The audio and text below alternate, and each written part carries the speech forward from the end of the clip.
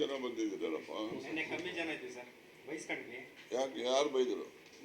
ನಾನು ಎಲ್ಲ ಹೊರಟಿದ್ದಲ್ವ, ನಾನು ಈಗಲೂ ಹೊರಟಿದ್ದೀನಿ, ಅಲ್ಲಿ ಕಾಯ್ತಾವ್ರಲ್ಲಿ. ನಿಮ್ಮ ಆಫೀಸು ಅಪ್ಡೇಟೇಷನ್ ಅಲ್ಲಿ ನೆನ್ನೆ ಸಿಕ್ಕಿದ್ರಲ್ಲ ಬೆಂಗಳೂರಲ್ಲಿ, ಒಬ್ಬರು ಬರಲೇ ಇಲ್ಲ. CM ಅಲ್ಲೇ ಇದ್ದೆ, 4 ಗಂಟೆಯಿಂದ 7:15ವರೆಗೂ ಇದ್ದೆ. 4 ಇಂದ 7:30ವರೆಗೂ ಇದ್ದ ಅವ್ರ ಮನೇಲಿ.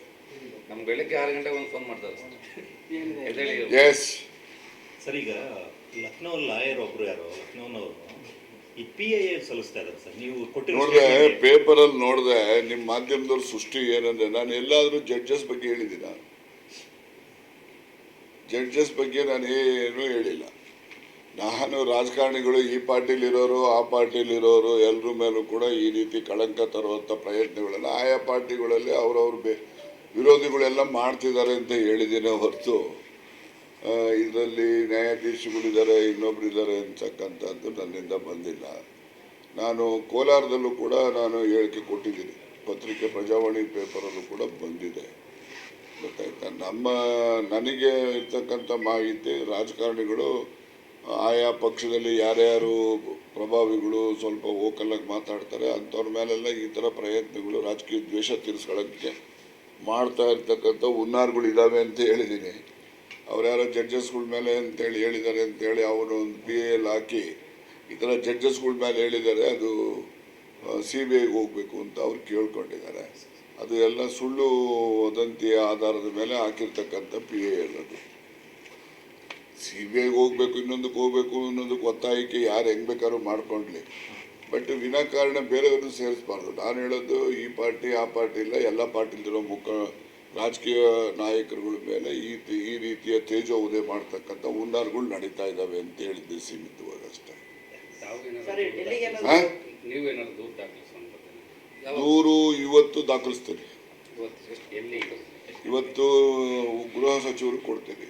ಯಾಕೆಂದರೆ ವಿಧಾನಸಭೆಯಲ್ಲಿ ನಾನು ಮಾತಾಡಿರೋದು ಅವ್ರಿಗೆ ಕೊಡ್ತೀನಿ ಅಂತಲೇ ಹೇಳಿದ್ದೆ. ಇಷ್ಟು ದಿವಸ ಬರೆಯೋಕ್ಕಾಗಿರಲಿಲ್ಲ. ಯಾಕಾಗಿರಲಿಲ್ಲ ಅಂದರೆ, ಆ ದಿವಸ ನಾನು ಪ್ರಸ್ತಾಪ ಮಾಡಿದ ಮೇಲೆ ಡ್ರಾಫ್ಟ್ ಇದೆಯೋ ಪ್ರಸ್ತಾಪ ಮಾಡಿದ್ದ ಮೇಲೆ ನೆಕ್ಸ್ಟ್ ಡೇನೇ CM ಉತ್ತರ ಇತ್ತು. CM ಉತ್ತರದಲ್ಲಿ ಇವೆಲ್ಲ ಗೊಂದಲಗಳು ಆಯಿತು. ನಾನು ಅವತ್ತೇ 4:15 ಗಂಟೆಗೆ ತುಮಕೂರಿನಲ್ಲಿ ನಾಬಾರ್ಡ್ ಅಧಿಕಾರಿಗಳದ್ದು ಮೀಟಿಂಗ್ ಕರೆದಿದ್ದೆ, ಬೋರ್ಡ್ ಮೀಟಿಂಗ್ ಕರೆದಿದ್ದೆ. ಹಾಗಾಗಿ 4:15ರಿಂದ 7:30ವರೆಗೆ ಅವತ್ತು ನಾನು ಇಲ್ಲೇ ಇದ್ದೆ. ನೋಡಿದೆ ಬಿಡು, ಇಲ್ಲೇ ಇದ್ದೆ. ಅದರಿಂದ ಅವತ್ತಾಗಲಿಲ್ಲ. ಅದಾದ ಮೇಲೆ ನಾನು 21ನೇ ತಾರೀಕು ಬಜೆಟ್ದಕ್ಕೆ ಉತ್ತರ ಇದ್ದಿದ್ದು. ಅವತ್ತು ಕಂಪ್ಲೇಂಟ್ ಕೊಡೋದಕ್ಕೆ ನನಗೆ ತುಮಕೂರು DC ಬ್ಯಾಂಕ್ನಲ್ಲಿ ನಬಾರ್ಡ್ದು ಮತ್ತು ಇತರ ಮೀಟಿಂಗ್ಗಳಿತ್ತು. 4:15ಗೆ ಇಲ್ಲಿಗೆ ಬಂದೆ. ಅದರ ನಂತರ 22ನೇ ತಾರೀಕು ಕೋಲಾರದಲ್ಲಿ ಒಂದು ಸೊಸೈಟಿ ಕಾರ್ಯಕ್ರಮ ಇತ್ತು, ಜ್ಯೋತಿ ಕೋಆಪರೇಟಿವ್ ಸೊಸೈಟಿ ಕಾರ್ಯಕ್ರಮ. ಸುದರ್ಶನ್ ಅವರ ಒಂದು ಮುಖಂಡತ್ವಲ್ಲಿಗೆ ಅವರು ಆಹ್ವಾನ ಮಾಡಿದರು. ನಾನು ಅವತ್ತು ಹೋಗಿ, ರಾತ್ರಿ ಆಯಿತು ಬರೋದಲ್ಲಿಂದ. ರಾತ್ರಿ ಬಂದವರು ನಾನು ಮಧುಗಿರಿನಲ್ಲಿ ಒಂದು ಮದುವೆ ಇತ್ತು, ಕೊಟ್ಟಿಗೆಲೊಂದು ಮದುವೆ ಇತ್ತು, ಮುಗಿಸ್ಕೊಂಡು ಮನೆಗೆ ಬಂದಾಗ 10 ಗಂಟೆ ಆಯಿತು. ಮತ್ತು ಮರುದಿನವೇ ನಾನು ತಿಪ್ಟೂರ್ಗೆ ಹೋದೆ. ತಿಪ್ಟೂರಿನಲ್ಲೂ ಕೂಡ ಒಂದು ಕ್ಷೀರಭವನ, ನಂದಿನಿ ಕ್ಷೀರಭವನದ ಉದ್ಘಾಟನೆ ಇತ್ತು. ಅದನ್ನು ಮುಗಿಸ್ಕೊಂಡು ನಾನು ಬರ್ತಕ್ಕಂಥದ್ದು ಸಮಯ ಆಯಿತು. ಆಮೇಲೆ ತಿಪ್ಟೂರಿಂದ ಸೀದಾ ನಾನು ಬೆಂಗಳೂರಿಗೆ ಹೋಗಬೇಕಾಯಿತು. ಬೆಂಗಳೂರಲ್ಲಿ ನಮ್ಮ ಮಳವಳ್ಳಿ ಶಿವಣ್ಣನ ಮಗಂದು ಮದುವೆ ಇತ್ತು. ಮತ್ತು ಇಲ್ಲಿ ಸೊಂಡೆಕೊಪ್ಪ ರೋಡಲ್ಲೂ ಕೂಡ ಶಿವರಾಮಯ್ಯ ಅಂತೇಳಿ ನಮ್ಮ ಮಧುಗಿರಿಯವರ ಒಬ್ಬರು ಮುಖಂಡರು, ರೈತರು, ಅವರ ಮಗನ ಮದುವೆ ಇತ್ತು ಸೊಂಡೆಕೊಪ್ಪ ರಸ್ತೆಯಲ್ಲಿ. ಅದನ್ನೆಲ್ಲ ಮುಗಿಸಿ ಬರೋದು ರಾತ್ರಿ 10 ಗಂಟೆ ಆಯಿತು. ತಿರ್ಗಿ ನೆಕ್ಸ್ಟ್ ಡೇನೇ ನಾನು ನಿನ್ನೆ ದಿವಸ ಇದಕ್ಕೆ ಹೋದೆ, ತುರುವೇಕೆರೆಗೆ ಹೋಗಿ ಅಲ್ಲೊಂದು ವಾಣಿಜ್ಯ ಬಿಲ್ಡಿಂಗ್ ಇತ್ತು, ಒಂದು ಕೋಆಪರೇಟಿವ್ ಇನ್ಸ್ಟಿಟ್ಯೂಷನ್ದು. ಅದನ್ನು ಇನಾಗ್ರೇಷನ್ ಮಾಡಿ ಅಲ್ಲಿಂದಲೇ ನಾನು 4 ಗಂಟೆಗೆ ಬೆಂಗಳೂರಿನಲ್ಲಿ ಮುಖ್ಯಮಂತ್ರಿಗಳು ಸಭೆ ಕರೆದಿದ್ರು, ಈ ಹಾಲಿನ ದರ ಏರಿಕೆ ಬಗ್ಗೆ ಚರ್ಚೆ ಮಾಡಲಿಕ್ಕೆ. ಅಲ್ಲಿಗೆ ಹೋದೆ. ಅದನ್ನು ಮುಗಿಸ್ಕೊಂಡು 7:15 ಗಂಟೆಗೆ ಹೊರಟು ಇಲ್ಲಿಗೆ ಬಂದೆ. ನಾನು ಇವತ್ತು ಗೃಹ ಸಚಿವರಿಗೆ ಪತ್ರ ಕೊಡಲಿಕ್ಕೆ, ದೂರನ್ನು ಕೊಡಲಿಕ್ಕೆ ರೆಡಿ ಮಾಡಿದ್ದೀನಿ. ಬೆಳಗ್ಗೆಯಿಂದ ಕೂತ್ಕೊಂಡು ನಾನೇ ಬರೆದಿದ್ದೀನಿ. ಬರೆದು ಈಗ ಟೈಪೆಲ್ಲ ಮಾಡಿಸ್ತಾ ಇದ್ದೀನಿ. ಮತ್ತು ಬ್ಲೂ ಶೀಟಲ್ಲಿ ಮಾಡಪ್ಪ ಅಂತ ಹೇಳಿದ್ದೀನಿ. ಬ್ಲೂ ಶೀಟ್ ತಂದು ಕಾಪಿ ತೆಗಿತಾನೆ. ಅಷ್ಟೊತ್ತಿಗೆ ಒಂದು ಫಂಕ್ಷನ್ ಇದೆ, ಮುಗಿಸ್ಕೊಳ್ತೀನಿ. ಅವ್ರು ಎಲ್ಲಿದ್ದಾರೆ ಅಲ್ಲಿ ಹುಡ್ಕೊಂಡು ಹೋಗಿ ಇವತ್ತು ದೂರು ಕೊಡ್ತೀನಿ. ಬೆಂಗಳೂರಿಗೆ ಹೋಗ್ತಾರೆ, ಬೆಂಗಳೂರಿಗೆ ಅವ್ರು ಎಲ್ಲಿದ್ದಾರೆ ಅಲ್ಲಿ ತುಮಕೂರು ಕೊಡ್ತೀನಿ, ಬೆಂಗಳೂರಿದ್ರೆ ಬೆಂಗಳೂರಲ್ಲಿ ಕೊಡ್ತೀನಿ. ಎಲ್ಲನ ಇಲ್ಲಿ ಹುಡ್ಕೊಂಡು ಹೋಗಿ ಅದು ಅವನೂರವ್ರದ್ದು 100 ವರ್ಷದ ಒಂದು ವರ್ಧಂತಿ ಕಾರ್ಯಕ್ರಮ ಇದೆ. ಆ ಕಾರ್ಯಕ್ರಮವನ್ನು ಮುಗಿಸ್ಕೊಂಡು ಬಂದು ಗೃಹ ಸಚಿವರು ಎಲ್ಲಿದ್ದಾರೆ ಅಲ್ಲಿಗೆ ಹೋಗಿ ಖುದ್ದಾಗಿ ದೂರನ್ನು ಇವತ್ತು ನೀಡ್ತೀನಿ. ಏನೇನು ದಾಖಲೆ ದೂರಿಗೆ ಏನಾದ್ರು ದೂರು ಕೊಟ್ಟ ಮೇಲೆ FIR ಆಗ್ತದೆ. FIR ನಿಮ್ಮ ಕೈಲೇ ಸಿಗ್ತದಲ್ಲಪ್ಪ. ಅಲ್ಲ, ಏನಾದ್ರು ಅಟ್ಯಾಚ್ಮೆಂಟ್ ಆಗಿ ದಾಖಲೆಗಳು ನಿಮ್ಮ ಹತ್ರ ಅಟ್ಯಾಚ್ಮೆಂಟ್ ಏನು ದಾಖಲಿಲ್ಲ, ಏನೆಲ್ಲ ನಡೀತು ಯಾವ ಅಂತ ಹೇಳಿ ಅದ್ರ ಬಗ್ಗೆ ಬರೆದಿದ್ದೀನಿ ಅಷ್ಟು. ಸೆಷನಲ್ಲಿ ಮಾತಾಡೋದು, ಸೆಷನಲ್ಲಿ ಮಾತಾಡಿರೋದು, ದೂರು ಕೊಡೋದು ವಿಧಾನ ಆಗಿರ್ತಕ್ಕಂಥದ್ದು, ಮತ್ತು ಯಾವ ಯಾವ ಸಂಗತಿಗಳು ಏನು ನಡೆದಿದ್ದಾವೆ ಎಲ್ಲರೂ ಕೂಡ ವಿವರವಾಗಿ 3 ಪೇಜ್ ಬರೆದಿದ್ದೀನಿ. ನಾನೇ ಬೆಳಗ್ಗೆ ಕೂತ್ಕೊಂಡು ಎಲ್ಲ ಬರ್ತಿದ್ದೀನಿ, ಬರೆದು ಅದನ್ನು ಕೊಡ್ತೇನೆ. ಆದರೆ ಮೆಟೀರಿಯಲ್ ಎವಿಡೆನ್ಸಸ್ಸು ಅವು ಇವು ನಾನು ಇದು ಏನೋ ಇವೆಲ್ಲ ನಡೀತಾ ಇದ್ದಾವೆ ಅಂದ್ಕೊಂಡು ಸುಮ್ಮನೆ ಉದಾಸೀನ ಮಾಡಿದ್ದೆ. ಯಾವಾಗ ವಿಧಾನಸಭೆಯಲ್ಲಿ ನನ್ನ ಹೆಸರು ಪ್ರಸ್ತಾಪ ಆದಮೇಲೆ ನಾನು ಇದ್ರ ಬಗ್ಗೆ ಹೆಚ್ಚು ಇದು ಮಾಡಿದೆ. ಮತ್ತು ನಮ್ಮಲ್ಲಿ CC ಕ್ಯಾಮ್ರಾ ಇದ್ದಾವೆ ನೋಡೋದಂತೇಳಿ ಟ್ರೈ ಮಾಡಿದೆ. ಮನೆಯಲ್ಲಿ CC ಕ್ಯಾಮ್ರಾಗಳೇ ಹಾಕಿಲ್ಲ ಬೆಂಗಳೂರಲ್ಲಿ. ಅದಿದ್ದಾದರೂ ಕೂಡ ಸ್ವಲ್ಪ ಅವ್ರು ಯಾರು ಬಂದಿರೋದು ಹೋದ್ರು ಗುರ್ತು ಹೇಳ್ಬೋದಾಗಿತ್ತು. ಆಮೇಲೆ ಚೆಕ್ ಮಾಡಿಸ್ದೆ. ಇದೆಲ್ಲ ಘಟನೆ ಆದಮೇಲೆ CC ಕ್ಯಾಮ್ರಾ ಎಷ್ಟು ಜನರ ಮೇಲೆ ಜನಗಳಂತ ನಾನು ಮಾತ್ರ ಈಗ ಯಾರೋ ಹೊತ್ತು ಬಂದು ಹೋಗಿರ್ತಾರೆ, ಅವ್ರನ್ನ ಪತ್ತೆ ಮಾಡಿ ಅವ್ರ ಮೇಲೆ ಕ್ರಮ ತಗೊಳ್ಳಿ ಅಂತ ಹೇಳ್ತೀನಿ ಹೊರತು ಮತ್ತು ಅದು ಅವರೇ ಸ್ವಯಂ ಮಾಡಿದಾರೋ ಅಥವಾ ಅವರಿಂದ ಇನ್ಯಾರನ್ನ ಇದ್ದಾರೋ ಏನು ಅದನ್ನು ನೀವು ಅಲ್ಲ, ಅಲ್ಲಿ ಬಂದವರು ಹೆಸರು ಉಲ್ಲೇಖ ಮಾಡಿದ್ರು, ಹೆಸರು ಗೊತ್ತಿರುತ್ತಾರೆ, ಅಪರಿಚಿತ. ಎಷ್ಟು ಜನ ಬಂದಿದ್ರು ಅಂತ ಒಂದು ಮೆನ್ಷನ್ ಅದು ಮೊದಲನೇ ಸತಿ ಹುಡುಗ ಬಂದಿದ್ದವನು 2 ಸರಿ ಬಂದಾಗಲೂ ಅವನೇ ಕಾಮನ್.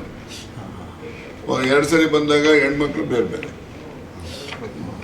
ಅಂದ್ರೆ ಏನು ಕೋಟ್ ಹಾಕೊಂಡು ಬಂದಿದ್ರ ಲಾಯರ್ ಟೈಪ್ ಅಂತ ಕೋಟ್ ಗಿಟ್ ಏನಿಲ್ಲ.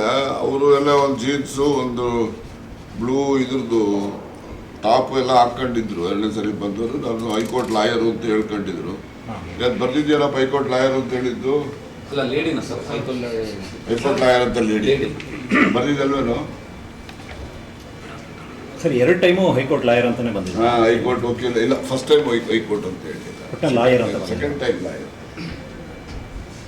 ಅಂದ್ರೆ ಏನು ಪರ್ಟಿಕ್ಯುಲರ್ ಕೇಸ್ ನಾನು ನಡೆಸ್ತೀನಿ ಅಂತ ಕೇಸ್ ಎಲ್ಲ ಏನೋ ಪರ್ಸನಲ್ಲು ನಿಮ್ಮ ಹತ್ರ ಏನೋ ಭಾಳ ಗುಡ್ ಮಾತಾಡಬೇಕಿದೆ ಸರ್ ಅಂತ, ಭಾಳ ಇಂಪಾರ್ಟೆಂಟ್ ಗುಡ್ ಮಾತಾಡಬೇಕು ಸರ್. ಅವ್ರ ಫೋಟೋ ಗಿಟೋ ತಮ್ಗೆ ತೋರಿಸಿರ್ತಾ ಅವ್ರ ಪರಿಚಯ ತೋರಿಸಿದ್ರೆ ಗುರ್ತು ಹಿಡ್ತೀನಿ ಸರ್. ಆಮೇಲೆ ನೀವು ಅಂದ್ರೆ ಒಂದು ಏನು ರೆಸ್ಪಾನ್ಸ್ ಮಾಡಿದ್ರು ಸರ್? ಆ ಥರ ಏನೋ ಏನ್ ಮಾಡ್ಬೇಕು? ಅಲ್ಲ ಮಾತಾಡಬೇಕು ಹಂಗೆ ಏನರಲ್ಲ, ಏನಮ್ಮ ಮಾತಾಡೋದು ಆ ಥರ ಏನೋ ಕೇಳಿದ್ರೆ ಕಂಪ್ಲೇಂಟ್ ಎಲ್ಲ ಬರ್ದಿದ್ದೀನಿ ನಡಿ.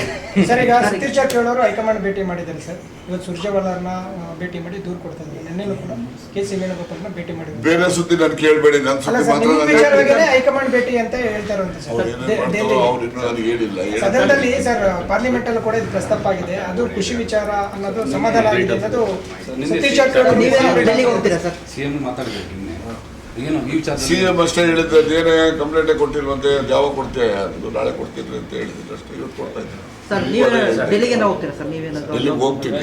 ಯಾವಾಗ ಹೋಗ್ತೀನಿ. 30ನೇ ತಾರೀಕು ಕಳಿಬೇಕು. ನನಗೇನಾಗಿದೆ, ನಾವು ಈ ಬ್ಯಾಂಕ್ಸ್ ಇವೆಲ್ಲ ಕಟ್ಕೊಂಡಿರೋದ್ರಿಂದ ಬ್ಯಾಂಕ್ಗಳಲ್ಲಿ ಮಾರ್ಚ್ 30th ಇಂಪಾರ್ಟೆಂಟ್ ಇರ್ತದೆ. ಅದಕ್ಕೋಸ್ಕರ ಎಲ್ಲೂ ಹೋಗೋಕ್ಕಾಗೋದಿಲ್ಲ. 30 ಕಳೆದ ಮೇಲೆ ಹೈಕಮಾಂಡ್ಗೂ ಇದನ್ನ ಹೈಕಮಾಂಡ್ಗೂ ಒಂದು ಗಮನಕ್ಕೆ ತಂದು ಕೊಡುವಂತ ದೂರು ಈಗಾಗಲೇ ಹೋಗಿದೆಯಲ್ಲ ಹೈಕಮಾಂಡ್ ಅವರು. ಈಗ ನೀವೇನಾದ್ರು ಖುದ್ದು ಹೋಗಿ ಸರ್? ಅಲ್ಲಪ್ಪ, ನಾನಿನ್ನೂ ಖುದ್ದು ಅವ್ರು ನಾನು ಕೇಳಿಲ್ಲ, ಹೇಳಿಲ್ಲ. ಅವರು ಹೈಕಮಾಂಡ್ ಅವರೇ ಸ್ವಯಂ ಆಗಿ ಅವರೇ ಮಾಹಿತಿ ಕಲೆ ಹಾಕಿದ್ದಾರೆ. ಮುಖ್ಯಮಂತ್ರಿಗಳ ಜೊತೆ ಚರ್ಚೆ ಮಾಡಿದ್ದಾರೆ. ಸರಿ, ಸದನದಲ್ಲಿ ತಾವು ಮಾತಾಡಿದ್ದು ಅದ್ರ ಬಗ್ಗೆ ಸ್ವಲ್ಪ ಬರ ವಿರೋಧ ಚರ್ಚೆ ಆಗ್ತದೆ. ಮಾತಾಡಬಾರ್ದಿತ್ತು ವಿಚಾರ ಅಂತ ಸ್ವಪಕ್ಷದವರು ಅಂದ್ರೆ ಖರ್ಗೆ ಅವರು. ನಾನು ನೋಡಿ, ನನಗೂ ಅರ್ಥವಾಗ್ತದೆ ಇದು. ನಾವು ಕ್ಯಾಬಿನೆಟಲ್ಲಿ ಮಾತಾಡ್ಬೋದಿತ್ತು ಅಥವಾ ಪಕ್ಷದಲ್ಲಿ ಮಾತಾಡ್ಬೋದಿತ್ತು. ಅಲ್ಲಿ ಯಾಕೆ ಮಾತಾಡೋದು? ಅಲ್ಲಿ ನನ್ನ ಹೆಸರು ಬಂದಿದ್ದಕ್ಕೆ ನಾನು ಮಾತಾಡಲೇಬೇಕು. ಹೆಸರು ಬರೆದಿದ್ರೆ ನಾನು ಮಾತಾಡೋವಂಥ ಅಗತ್ಯತೆ ಇರಲಿಲ್ಲ. ಹೆಸರು ಈಗ ಸುನೀಲ್ ಕುಮಾರ್ ಪ್ರಸ್ತಾಪ ಮಾಡಿದ್ರು, ನೀವು TVಗಳಲ್ಲಿ ತೋರಿಸ್ತಾ ಇದ್ರಿ. ನಾನೇನು ಅದಕ್ಕೇನು ಪತ್ರಿಕೆ ಕೊಡ್ತಾ ಇರಲಿಲ್ಲ. ಅಲ್ಲಿ ಅವನ ಹೆಸರು ಪ್ರಸ್ತಾಪ ಮಾಡಿದ್ರಿಂದ, ಅವನು ನಿರ್ದಿಷ್ಟವಾಗಿ ನನ್ನ ಹೆಸರು ಹೇಳಿದ್ರಿಂದ ನಾನು ಹೇಳ್ಕೋಬೇಕು ತಾನೆ. ಇಲ್ಲಿ ನಾವು ಸುಮ್ಮನೆ ಕೂತ್ಕೊಂಡ್ರೆ ಏನಾಗ್ತದೆ, ಮೌನ ಸಮ್ಮತಿ. ಸರ್, ಅದಕ್ಕೆ ಪಕ್ಷ ಅವರೇನೋ BJP ಹೇಳ್ತಾರೆ ಚೀಟಿ ಬಂತು ಕಾಂಗ್ರೆಸ್ ನಾಯಕರಿಗೆ. ಯಾರು ಚೀಟಿ ಕೊಟ್ಟವರು ಯಾರು ಬಿಟ್ಟೋ ನನಗೂ ಅದಕ್ಕೆ ಸಂಬಂಧ ಇಲ್ಲ, ನನಗೆ ಗೊತ್ತಿಲ್ಲ. ಸಿಬಿಐ ತನಿಖೆ ಆಗಬೇಕು ಅಂತ ಅವರು ಯಾರು? CBI ಎಲ್ಲರಿ FBI ಮಾಡ್ಲಿ ಬಿಡಪ್ಪ, ಕೂತ್ಕೊಳ್ರಿ. ರಾಜ್ಯದಲ್ಲಿ ಈ ರೀತಿ ಪ್ರತಿಷ್ಠಿತ ಗಣ್ಯ ವ್ಯಕ್ತಿಗಳನ್ನು ಒಂದು ಮಾನಹಾನಿ ಮಾಡುವಂತ ಒಂದು ಹೊಸ ಇದು ಚಾಳಿ ಉಟ್ಕೊಂಡು ಹೊಸದಲ್ಲ ಇದು. ಈಗಾಗಲೇ ಹಿಂದಿನ ಇದೆ ಉದಾಹರಣೆಗಳು ಎಷ್ಟಿದ್ದಾವೆ. ಅಲ್ಲ ಇತ್ತೀಚೆಗೆ ಈಗ ರಮೇಶ್ ಜಾರಕಿಹೊಳಿ ಆಯ್ತು, ಈಗ ಎಷ್ಟು ಜನ ಕೋರ್ಟಲ್ಲಿ ಸ್ಟೇ ತಗೊಂಡು ಇದ್ದಾರೆ. ಅದೇ ರೀತಿ ಹೊಸದ ಇದು ಅಲ್ಲ, ಇದು ಜಾಸ್ತಿ ನೋಡಿ ಈ ರೀತಿ ಯಾರ್ಯಾರು ಮಾನಹಾನಿ ಮಾಡುವಂತ ಯಾರ್ಯಾರು ರಾಜಕೀಯ ನಾಯಕರು ಇರ್ತಾರೆ ಅವರನ್ನ ಮಣಿಸ್ಬೇಕು ಅಂತೇಳಿ ಅವ್ರ ವಿರೋಧಿಗಳು ಕೆಲವು ಜನ ಇದನ್ನ ಮಾಡ್ತಾ ಇದ್ದಾರೆ. ಇದೇನು ಹೊಸದೇನಲ್ವಲ್ಲ ಇದು.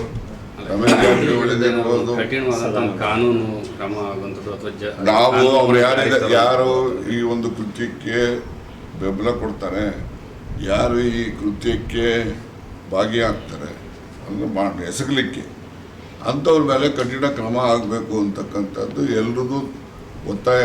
ಅದರಲ್ಲಿ ನಂದು ಒಂದು. ಈ ವಿಚಾರಕ್ಕೆ ವಿಶೇಷವಾದಂತಹ ಕಾನೂನು ಏನಾದರೂ ಪ್ರಯತ್ನ ಇರೋ ಕಾನೂನಲ್ಲಿ ಏನು ಬೇಕಾದ್ರೂ ಮಾಡ್ಬೋದು. ನಡೀರಿ, ಇರೋ ಕಾನೂನು ಉಪಯೋಗಿಸಿದ್ರೆ ಸಾಕು, ಹೊಸ ಕಾನೂನು ಹಾಕಬೇಕು. Okay, thank you. ಕೂತ್ಕೊಳ್ಳಿ. ಸರಿ ಸರ್.